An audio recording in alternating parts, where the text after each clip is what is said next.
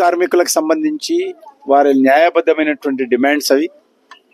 గతంలో శాసనసభ ఎన్నికలప్పుడు కాంగ్రెస్ పార్టీ మా పార్టీకి ఓటేస్తే మేము ఆర్టీసీ కార్మికులను ప్రభుత్వ ఉద్యోగస్తులుగా మేము వాళ్ళను గుర్తింపిస్తాము, వాళ్ళ సమస్యలు పరిష్కారం చేస్తామని చాలా పెద్ద ఎత్తున 6 గ్యారెంటీలు ఇచ్చింది కాంగ్రెస్ పార్టీ.